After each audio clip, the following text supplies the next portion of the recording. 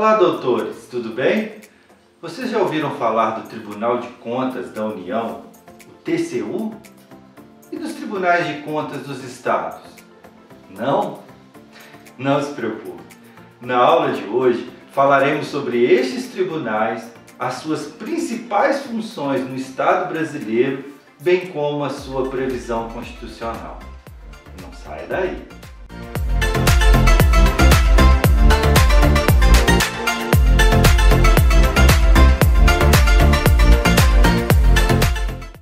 Os tribunais de contas são as cortes especializadas em análise das contas públicas dos diversos órgãos da administração pública do Estado ou da União. O Brasil apresenta especificações e redistribuição orgânica entre os tribunais desta natureza, cuja finalidade é a fiscalização, inspeção, análise e controle das contas públicas em todo o território nacional.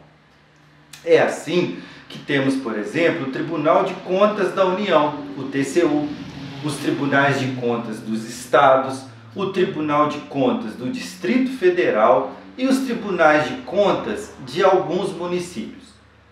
Entretanto, em alguns estados da Federação, apenas o Tribunal de Contas do Estado é o responsável pelas contas dos estados e dos municípios. No Distrito Federal, o Tribunal de Contas cuida tão somente das contas do Distrito Federal, não abarcando sob sua jurisdição nenhuma conta de municípios. O Tribunal de Contas trata-se do órgão responsável pela análise dos gastos públicos, cuja ação fiscalizadora denomina-se controle externo.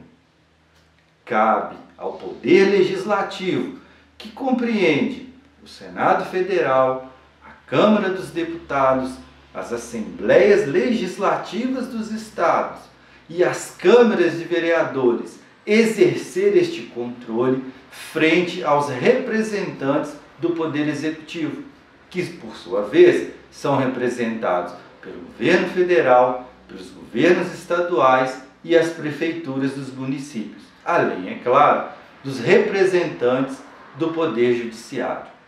A Constituição Federal, a nossa Constituição, através dos artigos 71 a 75, dispõe sobre funções, forma de composição e a nomeação dos ministros do tribunal, como também sobre as demais atividades vinculadas ao Tribunal de Contas da União. As constituições de cada estado disciplinam as normas pertinentes aos tribunais de contas respectivos, sendo vedada a criação de tribunais, conselhos ou órgãos de contas municipais após a promulgação da Constituição de 88.